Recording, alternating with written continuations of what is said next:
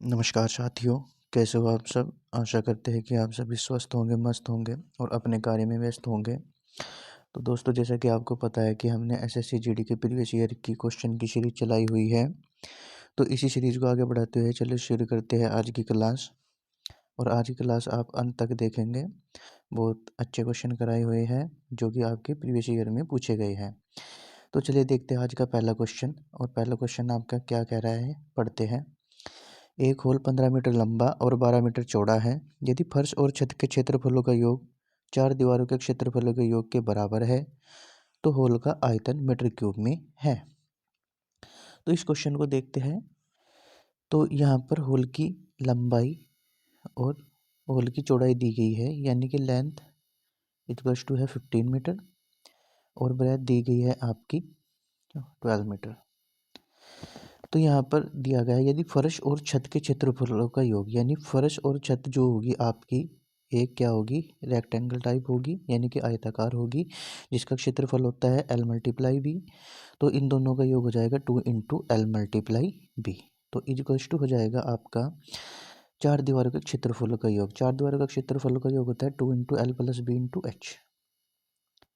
तो यहाँ से 2 से 2 कैंसिल हो गया। एल और बी की मल्टीप्लाई यानी कि 15 multiply 12 is equals to L plus B, यानी कि आपका आ जाएगा 27 और मल्टीप्लाई बाई एच। अब यहाँ से कैंसिल कर देंगे हम। 3 5 जा 15 और 3 9 जा 27 और इससे 9 3 से कैंसिल करेंगे। 3 3 जा 9 और 3 4 जा 12। तो यहाँ पर आ जाएगा 5 4 जा 20। एच की वैल्यू यहाँ से आ जाएगी आपकी 20/3। और यहाँ पर आपसे पूछा गया है कि होल का आयतन। होल आपका इस टाइप का हो जाएगा, यानी कि जो आपका क्या होगा, एक घनाभ होगा। और घनाभ यानी कि क्यूबॉइड। क्यूबॉइड का जो आपका वॉल्यूम होता है वो होता है आपका L multiply B multiply H. L multiply B multiply H. तो यहाँ पर जो आपका वॉल्यूम हो जाएगा, एल तो है 15 और बी है आपका यहाँ पर 12 और एच है आपका यहाँ पर 20/3। तो इस 3 से इस 12 को कैंसिल करेंगे तो आ जाएगा 4 और 15 4 जा आपका आ जाएगा 60 और 60 की मल्टीप्लाई 20 में करेंगे तो आ जाएगा आपका 1200। तो जो कि आपका करेक्ट ऑप्शन हो जाएगा option number second, 1200 metre cube. ठीक है, चलिए नेक्स्ट क्वेश्चन पर चलते हैं। नेक्स्ट क्वेश्चन आपसे बोल रहा है मामला ए, एक दुकान में लाभ लागत का 340% है। यानी यहाँ पर आपसे दो मैटर बोले गए हैं कि एक तो मामला ए हो गया, इसमें एक दुकान में लाभ लागत का 340% है, यानी कि जो प्रॉफिट है आपका सीपी का, यानी लागत का कितना है 340%। 340/100। इस जीरो से जीरो कैंसिल हो जाएगा और 2 से कैंसिल करेंगे तो आ जाएगा आपका 17/5। तो 17/5 यानी कि यहाँ पर अगर आपका सीपी 5 तो उस पर प्रॉफिट कमाया है उसने 17 रुपये का। तो यहाँ पर जो आपका एसपी हो जाएगा वो हो जाएगा आपका 17 और 5 22 रुपये। आपने कोई चीज़ 5 रुपये की खरीदी और उस पर आप 17 रुपये का लाभ लेना चाह रहे तो आपको वस्तु बेचनी पड़ेगी 22 रुपये की। अब ये तो फर्स्ट मैटर था आपका। अब सेकंड मैटर क्या बोल रहा है आपका, ये कह रहा है कि यदि लागत 32% बढ़ जाए, यानी कि जो नया जो सीपी है वो हो जाए आपका 5 का 32%। 32 का मतलब 132/100। तो 5 से कैंसिल करेंगे तो आ जाएगा 20 और 20 से कैंसिल करेंगे तो आ जाएगा आपका 6.6, यानी 6.6 रुपये हो गई अब जो आपकी लागत। लेकिन जो विक्रय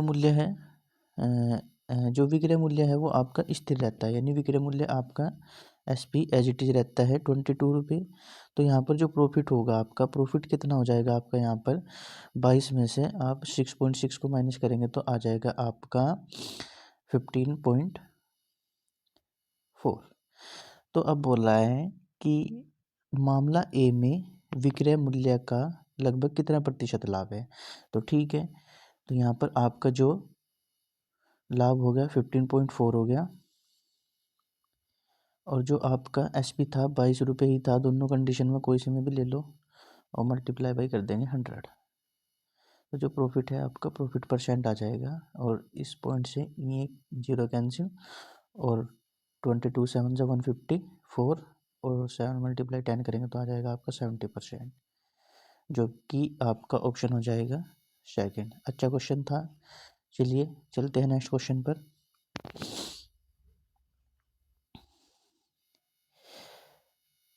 एक से 80 तक की संख्याओं में कितने प्रतिशत संख्याओं में इकाई का अंक 1 या 9 है? तो चलिए देखते हैं क्वेश्चन। संख्या पद्धति से क्वेश्चन दिया गया है। तो यहाँ पर 1 से 80 तक की संख्याओं में कितने प्रतिशत संख्याओं में इकाई का अंक 1 या 9 है? यानी कि अगर हम यहाँ पर देखें 1 से लेकर 9 तक जो इकाई का अंक आएंगे वे 2 आएंगे, और फिर इसी तरीके से 11 यानी 10 से लेकर 10 से बोल सकते हैं 10 से लेकर 20 तक, तो आपके जो इकाई के स्थान पर एक यानी या तो 11 में आएगा या आपका 19 में आएगा इकाई का अंक 9 या 1, तो यहाँ पर भी 2 अंक हो जाएंगे। इसी तरीके से हम देखेंगे 20 से 30 के बीच में, तो यहाँ पर भी आपके 2 अंक हो जाएंगे, वो 21 और 29। इसी तरीके से 30 से 40 के बीच में देखेंगे तो आपके 2 अंक हो जाएंगे, 31 और 39। इसी तरीके से 40 और 50 के बीच में देखेंगे तो यहाँ पर भी आपके 2 अंक हो जाएंगे। इसी तरीके से 50 और 60 के बीच में देखेंगे तो यहाँ से भी आपके 2 अंक हो जाएंगे, और सेम 60 से 70 के बीच में भी आपके 2 अंक हो जाएंगे, 61 और 69, और 70 से 80 के बीच में भी आपके यहाँ पर 2 अंक हो जाएंगे, जिसका इकाई का अंक 1 या 9 होगा, यानी 71 और 79। तो यहाँ पर कुल मिलाकर 2, 2, 4, 2, 6, 2, 8, 2, 10, 2, 12, 2, 14, 2, 16, यानी कि 16 अंक हैं। तो कितने प्रतिशत पूछा गया? टोटल कितने अंक है 1 से लेकर 80 तक के? टोटल 80 अंक होंगे, और मल्टीप्लाई बाई कर देंगे 100। 16 5 से आपका 80, और 5 से कैंसिल करेंगे 100 के तो आ जाएगा 20। तो यहाँ पर कुल मिलाकर 20% ऐसे अंक है जिनमें इकाई का अंक 1 या 9 है, जो कि आपका करेक्ट ऑप्शन हो जाएगा ऑप्शन नंबर 3। चलिए नेक्स्ट क्वेश्चन पर चलते हैं। और यहाँ पर आपसे क्वेश्चन से बोला गया है कि एक ट्रेन एक कार की तुलना में 50% तेजी से यात्रा कर सकती है। दोनों एक ही समय बिंदु ए से शुरू होते हैं और एक ही समय बिंदु ए से 60 किलोमीटर दूर पर बिंदु बी तक पहुंचते हैं। हालांकि स्टेशनों पर रुकने के दौरान ट्रेन को लगभग 12.5 मिनट का नुकसान होता है, तो कार की गति कितनी है? बहुत अच्छा क्वेश्चन है। चलिए देखते हैं। यहाँ पर दिया गया है कि 2 बिंदु है आपके, एक ए हो गया, एक बी हो गया, ए और बी। तो यहाँ इन दोनों के बीच की दूरी होगी आपकी 60 किलोमीटर। और जो है पहली जो ट्रेन है कार से 50% तेज़ी से चलती है, यानी कि अगर कार आपकी 50% का फ्रैक्शन आपका हो जाएगा 1/2, यानी कि अगर आपकी कार 2x स्पीड से चलती है, कार आपकी 2x स्पीड से चलती है, तो जो आपकी ट्रेन है वो एक ज़्यादा चलतेगी, यानी कि 3x स्पीड से चलेगी आपकी ट्रेन। तो अब यहाँ पर हम देखेंगे, सपोज करें कि जो समय हुआ वो क्या होगा t1, यानी t1 कैसे निकाल लेंगे जब कोई कार चलेगी। तो देखते हैं यहाँ पर भाई जो डिस्टेंस है आपकी वो कितनी है 60 अपॉन कितना आ जाएगा यहाँ पर स्टार्टिंग में आ जाएगा आपका 2x, और माइनस करेंगे जो समय का अंतर दिया है वो 12.5 मिनट दिया गया है, तो ठीक है। और यहाँ पर 60 अपॉन करेंगे 3x, यानी कि ये आपका कार का समय है और ये आपका ट्रेन का समय है। इन दोनों का जो अंतर है वो है 12.5 मिनट। 12.5 मिनट को हम चेंज करते हैं घंटे में, तो 60 से डिवाइड करते हैं, इस पॉइंट को हटाएंगे तो 1 0 बढ़ा देंगे, 25 5 जा, और 20 से कैंसिल करेंगे तो आ जाएगा आपका 24। तो यहाँ पर हमने 60 कॉमन ले लिया ऊपर से, तो आपका आ जाएगा और 1/2x माइनस आ जाएगा 1/3x, और इजिकल्स टू आ जाएगा 5/24, और इस 5 से ये 60 कैंसिल तो आ जाएगा 12। अब 3x की मल्टीप्लाई 1 में होगी, क्रॉस मल्टीप्लाई कर लेंगे, यानी एलसीएम आ जाएगा आपका 6x, और ऊपर आ जाएगा x, और यहाँ आ जाएगा 12, और इजिकल्स टू आ जाएगा 1/24। तो इस 6 से ये 24 कैंसिल, यानी कि आ जाएगा आपका 4, और यहाँ पर आ गया था x², इस x से ये पावर कैंसिल, तो आ जाएगा आपका 1/x इज इक्वल्स टू आ जाएगा, ये 12 जो मल्टीप्लाई में है वो भी 4 के साथ में डिवाइड में चला जाएगा, तो आ जाएगा 1/48। और यानी x की वैल्यू यहाँ पर आ जाएगी आपकी 48। और यहाँ पर क्या पूछा गया है आपसे, कार की गति, तो कार की गति कितनी है 2x, तो आपकी आ जाएगी यानी कि 48 × 2 इक्वल्स टू आ जाएगी 96 किलोमीटर पर आवर, जो कि आपका करेक्ट ऑप्शन हो जाएगा ऑप्शन नंबर सेकंड। चलिए नेक्स्ट क्वेश्चन पर चलते हैं। यदि x, x + 4, x + 5, x + 7, x + 9 अवलोकन का माध्य 9 है, तो अंतिम 3 अवलोकनों का माध्य क्या होगा। चलिए देखते हैं इस क्वेश्चन को।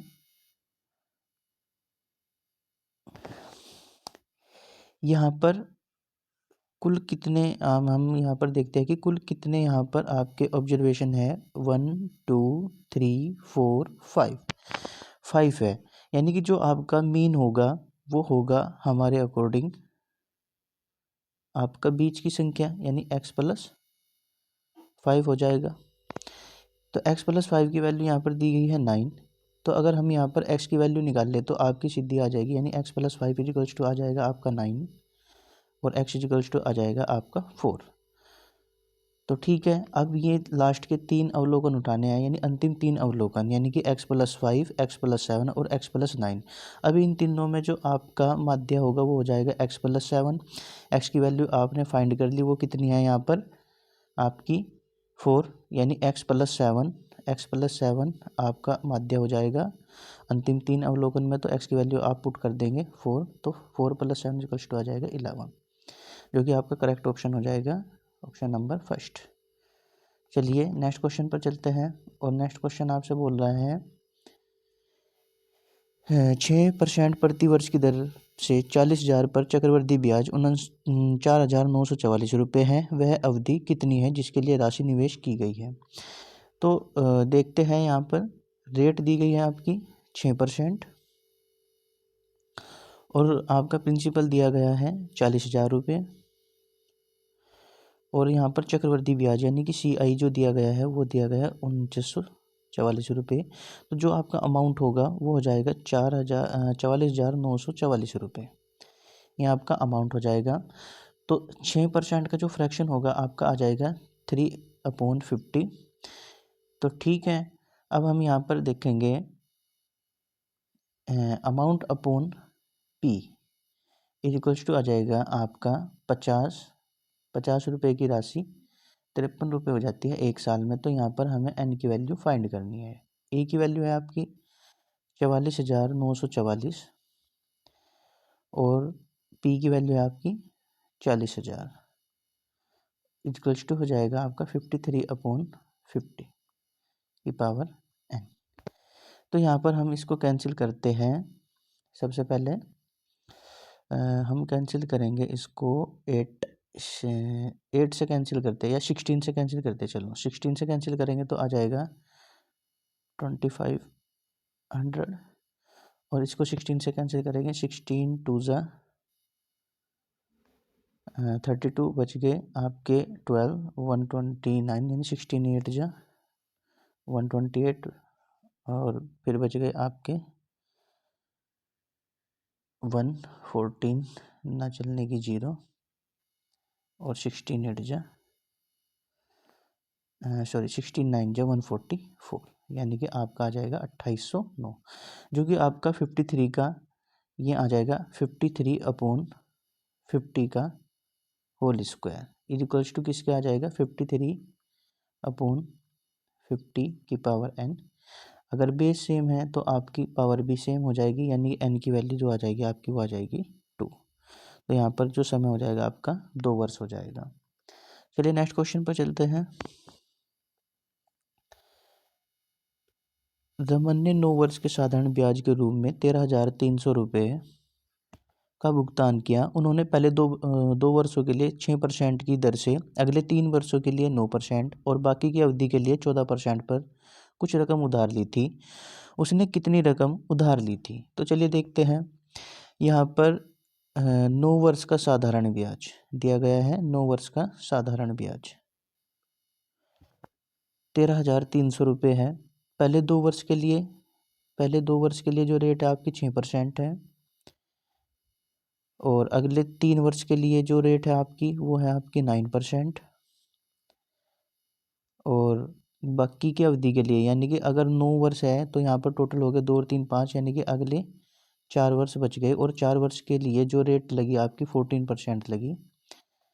तो कुल मिलाकर यहाँ पर जो आपका ब्याज लगा 6 दूनी 12%, 9 तिया 27, और 14 4 जा 56। तो कुल मिलाकर जो ब्याज लगा आपका 7 और 2 9 और 6 15, करी लगा 1, 5 और 1 6 2 8 और 1 9, यानी कि 95%। 95 की वैल्यू आपकी यहाँ पर दी गई है 13,300 रुपये।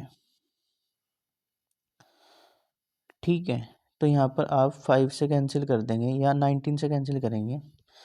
19 5 जा, और 19 से इधर कैंसिल करेंगे 19 7, 19 7 जा 133, यानी कि आ जाएगी आपकी 700। 5 की वैल्यू आ जाएगी आपकी 700। अब आप इसका प्रिंसिपल निकाल लेंगे, तो प्रिंसिपल आपका होता है 100%। तो आप क्या काम करेंगे, बोथ साइड 20 से मल्टीप्लाई कर देंगे, इधर भी 20 से मल्टीप्लाई और इसमें भी 20 से मल्टीप्लाई करेंगे, तो आपका आ जाएगा 14,000 रुपये, जो कि आपका करेक्ट ऑप्शन हो जाएगा ऑप्शन नंबर 4। चलिए नेक्स्ट क्वेश्चन पर चलते हैं।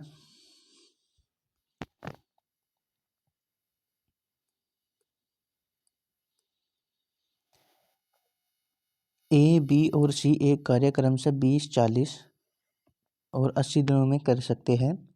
यदि ए को बी और सी द्वारा हर तीसरे दिन सहायता प्रदान की जाती है, तो ए कितने दिनों में कार्य कर सकता है। ठीक है, चलिए देखते हैं। ए किसी कार्य को 20 दिन में, बी किसी उसी कार्य को 40 दिन में, और सी उसी कार्य को 80 दिन में कर सकता है। एलसीएम आपका आ जाएगा यहाँ पर 80, 20 चौका 80, 40 दूनी 80 और 80 एकम 80, यानी ए की एफिशिएंसी 4 आ जाएगी, बी की एफिशिएंसी 2 आ जाएगी और सी की एफिशिएंसी 1 आ जाएगी।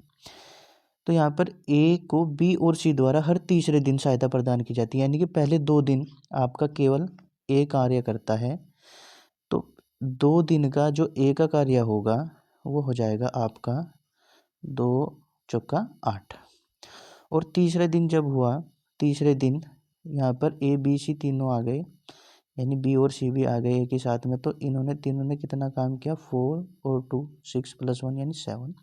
तो हम यहाँ पर कह देंगे कि 3 दिन में कुल मिलाकर 8 और 7 15 कार्य हुआ। 3 दिन में, 3 दिन में कुल मिलाकर 15 कार्य हुआ यहाँ पर।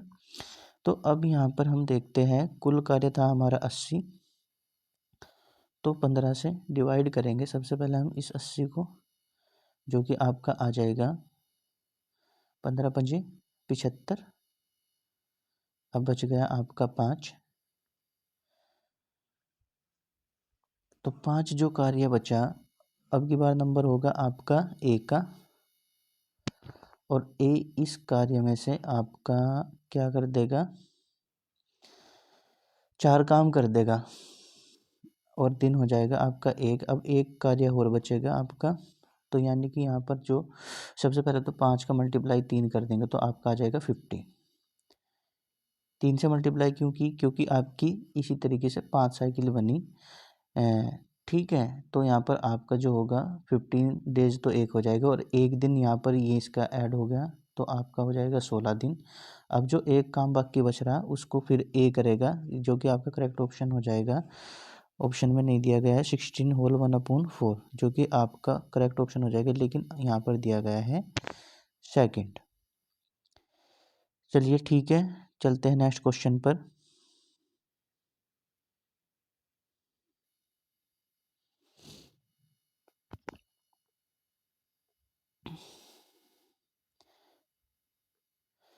यहाँ पर दिया गया है 60 लीटर के एक मिश्रण में दूध और पानी का अनुपात 2:3 है, तो मिश्रण में पानी की मात्रा कितनी है। चलिए देखते हैं।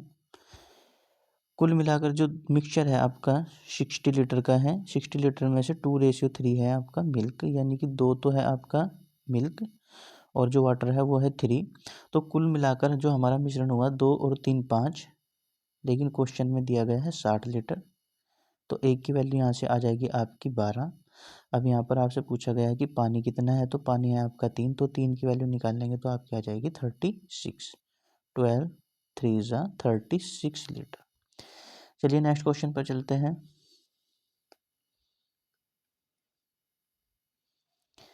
यहाँ पर दिया गया है 8 सेंटीमीटर त्रिज्या वाले एक वृत्त का क्षेत्रफल 8 सेंटीमीटर आधार वाले एक त्रिभुज के क्षेत्रफल के बराबर है, तो त्रिभुज की अनुरूपी ऊंचाई की लंबाई कितनी है। चलिए देखते हैं। यहाँ पर आपसे दिया गया है कि एक जो वृत्त है जिसकी त्रिज्या 8 सेंटीमीटर है, इसका जो क्षेत्रफल है वो एक त्रिभुज के बराबर है, जिस त्रिभुज के क्षेत्रफल के बराबर है, जिसका आधार कितना है 8 सेंटीमीटर त्रिज्या और 8 सेंटीमीटर इसका क्या है जी आधार। ठीक है, तो इसकी ऊंचाई यानी कि h आपसे पूछी गई है। तो चलिए देखते हैं। जो वृत्त का क्षेत्रफल होता है वो है आपका पाई आर स्क्वायर, ये हो जाएगा। और त्रिभुज का क्षेत्रफल है 1/2 बेस मल्टीप्लाई हाइट, जो कि क्वेश्चन में आपसे दिया गया है कि दोनों बराबर है। तो पाई की वैल्यू आप यहाँ से निकाल लें। पाई की वैल्यू तो देखो आप ऑप्शन के अकॉर्डिंग देखेंगे, ऑप्शन में पाई एज इट इज़ है, तो आप भी पाई को एज इट इज़ रखेंगे। चलिए, तो पाई एज इट इज़, और रेडियस कितनी है आपकी यहाँ पर 8 सेंटीमीटर, यानी 8 का स्क्वायर हो जाएगा 64 इजिकल्स टू आ जाएगा 1/2। बेस आपका दिया गया है 8 और मल्टीप्लाई बाई आ जाएगा h। 2 से इस 8 को कैंसिल करेंगे तो आपका आ जाएगा 4, और इस 4 से इस 64 को कैंसिल करेंगे तो आ जाएगा आपका 16। तो यहाँ पर जो हाइट होगी आपकी 16 पाई हो जाएगी, जो कि आपका करेक्ट ऑप्शन हो जाएगा ऑप्शन नंबर फर्स्ट। चलिए नेक्स्ट क्वेश्चन पर। लोहे का एक खोखला पाइप 28 सेंटीमीटर लंबा है और इसका बाहरी व्यास 10 सेंटीमीटर है। यदि पाइप की मोटाई 2 सेंटीमीटर है और लोहे का वजन 5 ग्राम प्रति सेंटीमीटर क्यूब है, तो पाइप का वजन कितना होगा। चलिए देखते हैं। लोहे का एक खोखला पाइप 28 सेंटीमीटर लंबा, ये आपका एक पाइप हो गया, खोखला है ये।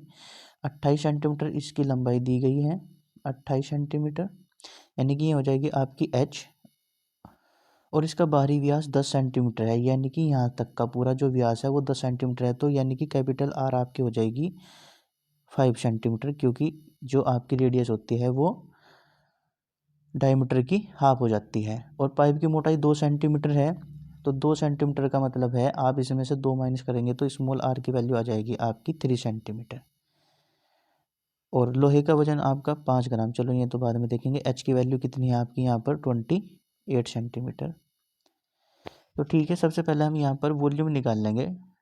पाइप का जो वॉल्यूम होगा वो होगा आपका pi capital R square minus small are square और मल्टीप्लाई बाई एच।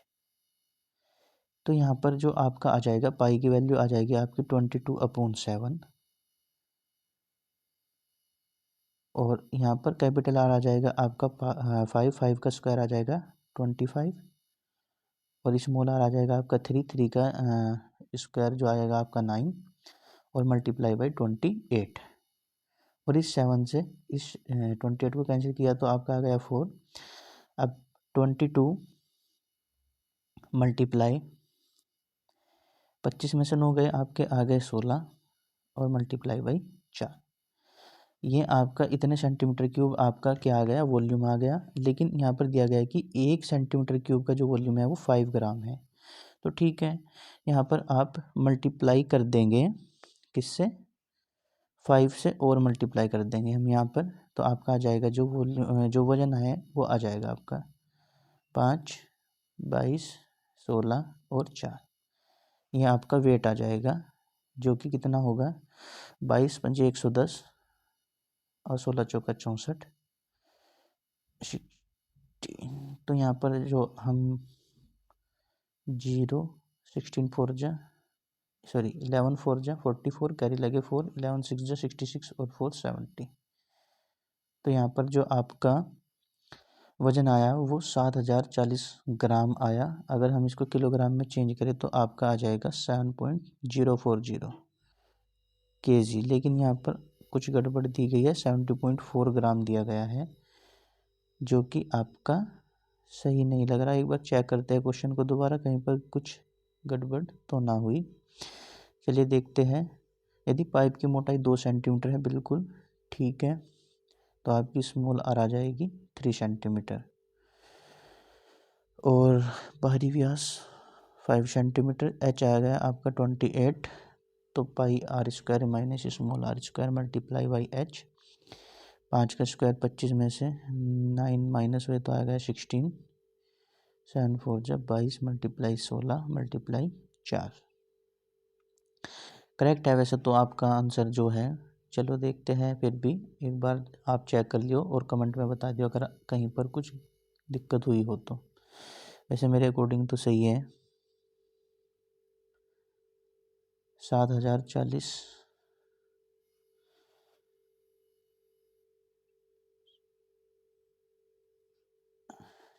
चलिए नेक्स्ट क्वेश्चन पर चलते हैं।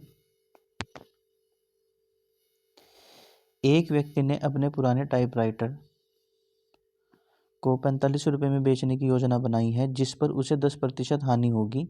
20% लाभ प्राप्त करने के लिए उसे इसे कितने रुपए में बेचना चाहिए। ठीक है, देखिए यहाँ पर 45 रुपये में वस्तु बेची गई है, लेकिन उसे 10% की हानि हुई है। यानी अगर उसका सीपी कितना था, 100% था, तो 10% की हानि के ऊपर होकर तो ये जो आपका एसपी आएगा वो आ जाएगा 90%। हमारे अकॉर्डिंग 90% है, लेकिन क्वेश्चन में ये 45 रुपये में वस्तु बिकी है, तो आपकी एक की वैल्यू आ जाएगी, आपकी 0 से 0 कैंसिल आ जाएगी 50। अब यहाँ पर 20% का लाभ प्राप्त करना चाहता है, यानी कि 120 की वैल्यू आप यहाँ पर फाइंड कर देंगे, तो 120 मल्टीप्लाई करेंगे 50, जो कि आपका हो जाएगा 12 पंजे 60 और 2 जीरो यानी 6000 रुपये, जो कि आपका करेक्ट ऑप्शन हो जाएगा, ऑप्शन नंबर फर्स्ट। रवि और सुमित का वेतन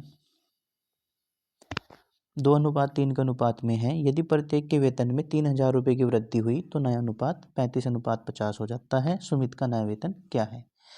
चलिए देखते हैं, यहाँ पर रवि और सुमित का जो वेतन है, यानी कि पहला जो वेतन का अनुपात था वो कितना था, 2:3, लेकिन जैसे ही 3000 रुपये की वृद्धि हुई दोनों के वेतन में तो 35:50 हो गया। 35:50 का मतलब है, आप इसे 5 से कैंसिल करेंगे तो 7:10 आ जाएगा, यानी कि यहाँ पर आप लिखेंगे 7:10। ठीक है, अब यहाँ पर देखेंगे कि देखो वृद्धि तो सब में दोनों में इक्वली हो रही, तो यहाँ पर हम देख रहे कि ये 2 से 7, लेकिन ये 3 से 10 हो रहा, तो यहाँ पर हम अंतर देखेंगे कितना है 1 का, और यहाँ पर कितना अंतर है 3 का। अब ये जो अंतर है ये इक्वल करेंगे तो 1 और 3 का एलसीएम लेंगे तो कितना आ जाएगा, 3 आ जाएगा। तो इस 1 का 3 बनाने के लिए हम 3 से मल्टीप्लाई कर देंगे बोथ साइड ऊपर नीचे, तो कितना आ जाएगा, 2 3 जा 6, 3 3 जा 9। अब यहाँ पर तो 3 ही है, तो इसमें तो मल्टीप्लाई करने की आपको आवश्यकता नहीं है। तो यहाँ पर देखेंगे कि 6 से ये 7 हो गया और 9 से 10 हो गया, यानी हमारे अकॉर्डिंग 1 रुपया बढ़ा, लेकिन क्वेश्चन में कितना बढ़ रहा है, 3000 रुपये। अब पूछा गया है कि सुमित का नया वेतन, तो सुमित का नया वेतन जो होगा आपका, ये तो ऊपर तो है रवि और नीचे है सुमित, तो सुमित का जो नया वेतन है वो आपका 10 है, तो 10 की वैल्यू आप यहाँ से फाइंड करेंगे तो आ जाएगी 30,000, जो कि आपका करेक्ट ऑप्शन हो जाएगा, ऑप्शन नंबर 3। चलिए नेक्स्ट क्वेश्चन पर चलते हैं। सरलीकृत करें, ये रोज एक या दो क्वेश्चन प्रत्येक शिफ्ट में देख रहा है यहाँ पर। चलिए देखते हैं, तो यहाँ पर सबसे पहले हम जो सोल्व करेंगे, इस सर्किल ब्रैकेट को सोल्व करेंगे, तो यहाँ पर देखते हैं 2 × 3 मल्टीप्लाई करते हैं 3.5, 2.3 मल्टीप्लाई 3.5 करेंगे आपका तो आ जाएगा 23 पंजे 115, कैरी लगे 11, 23 3 69, 69 और 11 आ जाएगा आपका 80। तो यहाँ पर 1 और 1 2 यानी 2 अंक बाद पॉइंट लग जाएगी 8.05। अब 8.8 में से माइनस कर देंगे 8.05, यानी कि आपका आ जाएगा 8.80 कर लेंगे इसे, दो एक दशमलव के 2 अंकों तक कर लेंगे, तो यहाँ पर 80 में से सीधा 0.5 गया तो आपका आ जाएगा 0.75, और मल्टीप्लाई ऑफ की जगह लगा देंगे मल्टीप्लाई और 0.5, और फिर है प्लस का 4। चलिए पहले इसको सोल्व करते हैं, तो कितना आ जाएगा आपका, इसकी मल्टीप्लाई करते हैं 4 प्लस 5 5 25 और 5 7 35 और 2 37। अब एक ही है अंक और 2 ही हैं, तो यानी कि 3 अंकों बाद आपकी पॉइंट लग जाएगी, आ जाएगा 0.375। तो ऐड करेंगे इसको, आ जाएगा आपका 4.375। अब 8 माइनस कर देंगे, 8.65 में से माइनस कर देंगे किसको, 8.65 में से माइनस करेंगे 4.375।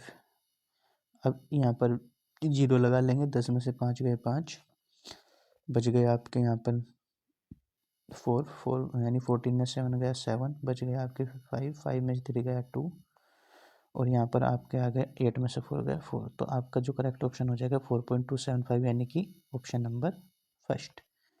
चलिए नेक्स्ट क्वेश्चन पर चलते हैं।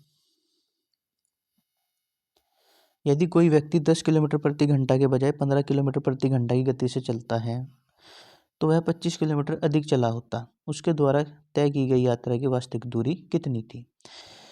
देखिए यहाँ पर जो आपकी वास्तविक चाल थी, वैसे तो थी आपकी 10 किलोमीटर प्रति घंटा, लेकिन उसने बोला कि अगर वो 15 किलोमीटर प्रति घंटा की चाल से चलता तो 25 किलोमीटर उसी समय में ज़्यादा चलता।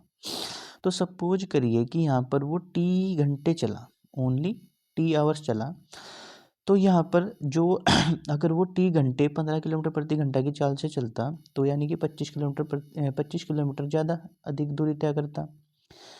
तो हम यहाँ पर देखेंगे कि जो चाल का जो अंतर है वो कितना आ गया, यहाँ पर 5 किलोमीटर प्रति घंटा। 15 में से 10 गया तो कितना आ गया, 5 किलोमीटर प्रति घंटा। यानी कि जो अंतर आएगा, ये अंतर जो 25 किलोमीटर का आया वो 5 किलोमीटर प्रति घंटा फालतू चल रहा था टी समय के लिए। तो इक्वल्स टू आ जाएगा आपका 25। 5 से कैंसिल किया तो आपका आ गया 5, यानी यहाँ पर आपको पता लग गया कि आपकी जो समय था वो 5 घंटे था, यानी कि वो 5 घंटे चला। तो ठीक है, अब यहाँ पर पूछेगा कि वास्तविक दूरी कितनी थी, वास्तविक चाल कितनी है, 10 किलोमीटर प्रति घंटा। जो आपकी डिस्टेंस होगी आपकी आ जाएगी, डी बराबर होता है एस मल्टीप्लाई टी। तो स्पीड आपकी कितनी है 10 और टाइम कितना है 5, तो आपका आ जाएगा 10 5 जा 50 किलोमीटर आपकी वास्तविक दूरी थी, जो कि आपका करेक्ट ऑप्शन हो जाएगा ऑप्शन नंबर 4। चलिए नेक्स्ट क्वेश्चन पर चलते हैं, और क्वेश्चन आपका है सरलीकरण का। तो इस क्वेश्चन को भी हम देखते हैं। सबसे पहले हम सोल्व करेंगे पहले वाली लाइन को, इसको। तो 4 का स्क्वायर आपको पता है 16 होगा, 16 + 4 अपॉन कितना है 5, और प्लस है फिर आपका 5 2 ज़ा 10, 10 - 3, और फिर ओप की जगह लगा देंगे हम मल्टीप्लाई। तो 16 + 4 यानी आपका आ जाएगा 20, और 20/5 + 10, 3 4 जा कितना हो गया आपके 12। तो 5 से कैंसिल करा कितना आ गया 4, और 10 + 4 यानी कि 14 - का 12 कितना आ जाएगा आपका यहाँ पर 2, जो कि आपका करेक्ट ऑप्शन हो जाएगा ऑप्शन नंबर सेकंड। चलिए नेक्स्ट क्वेश्चन पर चलते हैं। वह सबसे बड़ी संख्या ज्ञात करें जिसके द्वारा 47 95 187 को विभाजित करने पर प्रत्येक मामले में समान शेष रहे। बहुत अच्छा क्वेश्चन है। तो यहाँ पर पूछा गया है कि प्रत्येक मामले में समान शेष रहे। तो देखिए इन क्वेश्चनों को आप कैसे करते हैं। सबसे पहले हम इनका अंतर लेते हैं, 95 47 अंतर लेंगे तो कितना आ जाएगा आपका, 5 में से 7 गया यानी 15 में से 7 गया 8, और यहाँ पर आ गए आपके 8 में से 4 गया यानी 4, आपका अंतर आ गया 48। अब 187 और 95 का अंतर लेते हैं, जो कि आपका हो जाएगा 7 में से 5 गया 2, और 17 में से 9 गया, सॉरी 18 में से 9 गया 9, 92 आ जाएगा। अब 187 और 47 का अंतर लेते हैं, तो आपका आ जाएगा 7 में से 7 गया 0, और 18 में से 4 गए, आपका आ जाएगा 14। तो अब हम 48 92 और 140 का लेते हैं HCF, क्योंकि इसने बोला गया है कि सबसे बड़ी संख्या, जब भी कहीं पर आपको बड़ी से बड़ी संख्या दिखे तो वहाँ पर आप HCF निकाल लेंगे। तो HCF 48 92 और 140 का क्या आ जाएगा 4, जो कि आपका करेक्ट ऑप्शन हो जाएगा सेकंड। चलिए नेक्स्ट क्वेश्चन पर चलते हैं। एक परिवार में 2 दादा दादी, 3 माता पिता और 4 पोते पोतियां हैं। दादा दादी की औसत आयु 65 वर्ष है। माता पिता की औसत आयु 32 वर्ष है और पोते पोतियों की औसत आयु 8 वर्ष है। परिवार की औसत आयु क्या है? तो चलिए देखते हैं यहाँ पर, यानी कि 2 दादा दादी, यहाँ पर हम लिखेंगे 2 दादा दादी और फिर प्लस आपके जो है 3 माता पिता, यहाँ पर इनकी आयु चलो बाद में देखते हैं। और यहाँ पर जो आपके पोते पोतियाँ हैं, और पोते पोतियाँ कितने हैं आपके 4, तो 4 पोते पोतियाँ हैं।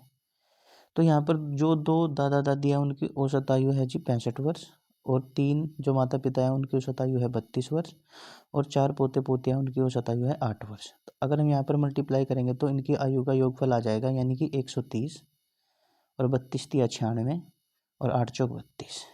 अब हम सबको ऐड कर देंगे तो आपका आ जाएगा 6 और 2 8, 3 और 9 12, 12 और 3 15, 1 और 1 2, 258 आ जाएगा आपका।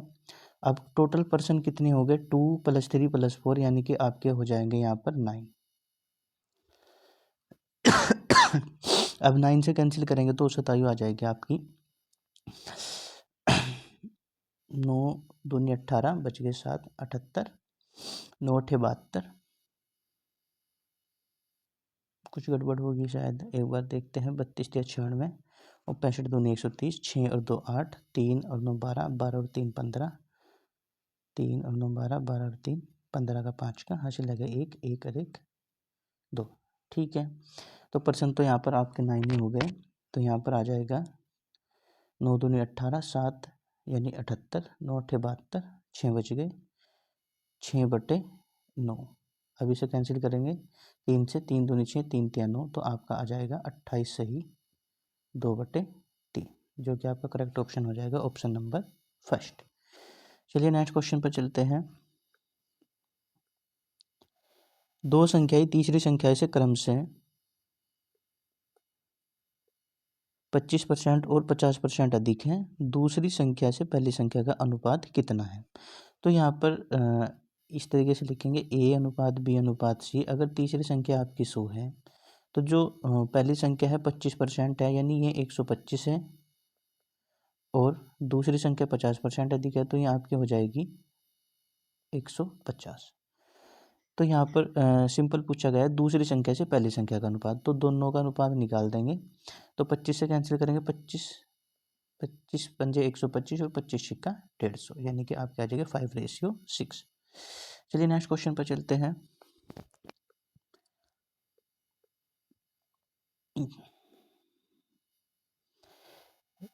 राज ने 35% की छूट पर एक नई कुर्सी खरीदी। यदि राज की कोई छूट नहीं मिलती तो राज को 238 और देने पड़ते। तो राज ने कुर्सी के लिए कितना भुगतान किया? ठीक है, यहाँ पर आप मानकर चलेंगे 35% की छूट। यहाँ पर अगर आप MP 100 रुपये मानकर चलते हैं तो उस पर 35 रुपये की छूट, यह आपका MP।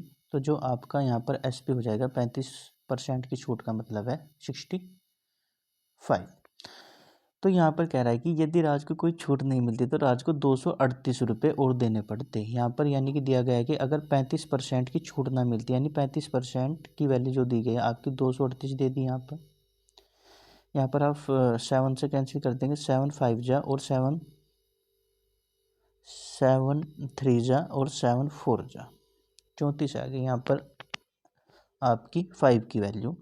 और यहाँ पर पूछा गया है कि राज ने कुर्सी के लिए कितना भुगतान किया, यानी कि राज ने तो 65 रुपये में खरीद रखी है। तो आप क्या काम करेंगे, 65 की वैल्यू निकाल देंगे यहाँ से, यानी 13 से मल्टीप्लाई कर देंगे बोथ साइड। इसमें भी 13 से मल्टीप्लाई करेंगे तो आ जाएगा 13 चौका 52, कैरी लगे 5, 13 3 जा 39 + 5 44, यानी कि आपका आ जाएगा 442 रुपये। यहाँ पर आप 100% की वैल्यू नहीं निकालेंगे, क्योंकि उसने क्या कि राज ने कुर्सी का कितना भुगतान किया, यानी कि कितने रुपए में खरीदी। तो आपका 65 रुपये में, यानी 65 की वैल्यू निकाल देंगे 442 रुपये। चलिए लास्ट क्वेश्चन है आज का, और देखते हैं इस क्वेश्चन को। बहुत अच्छा क्वेश्चन है। 11 सदस्यों वाली क्रिकेट टीम के कप्तान की आयु 28 वर्ष है और विकेट कीपर उससे 4 वर्ष बड़ा है। यदि इन दोनों की आयु को छोड़ दिया जाए तो बाकी खिलाड़ियों की औसत आयु पूरी टीम की औसत आयु से 2 वर्ष कम है, तो टीम की औसत आयु क्या है? औसत का बहुत अच्छा क्वेश्चन है, चलिए देखते हैं एक बार। तो यहाँ पर दिया गया है कि 11 सदस्य वाली क्रिकेट टीम के कप्तान की आयु 28 वर्ष है और विकेट कीपर की 4 वर्ष बड़ा हो गया। तो जो कैप्टन है आपका वो तो हो गया 28 वर्ष का, और जो आपका विकेट कीपर है वो आपका हो जाएगा 32 वर्ष का, क्योंकि वो इससे 4 वर्ष बड़ा है। तो कुल मिलाकर ये दोनों जो पर्सन है आपके हो जाएंगे 60 ईयर्स के, कप्तान और आपका विकेट कीपर। तो ठीक है, अब यहाँ पर देखते हैं जो 11 सदस्य थे, सपोज करते हैं कि 11 सदस्यों की जो औसत आयु थी वो x वर्ष थी, और अब इनमें से ये कह रहा है कि यदि इन दोनों खिलाड़ियों की आयु को छोड़ दिया जाए, यानी कि अब पर्सन बच गए आपके 9 और इनकी जो औसत आयु है पूरी टीम की औसत आयु से 2 वर्ष कम हो गई, यानी कि x-2 हो गई। तो यहाँ पर कितने कम हुए? -2, और यहाँ पर कितने कम हुए? -2। अब x-2 की मल्टीप्लाई हम कर देंगे इस -2 में और 11 की मल्टीप्लाई करेंगे -2 में।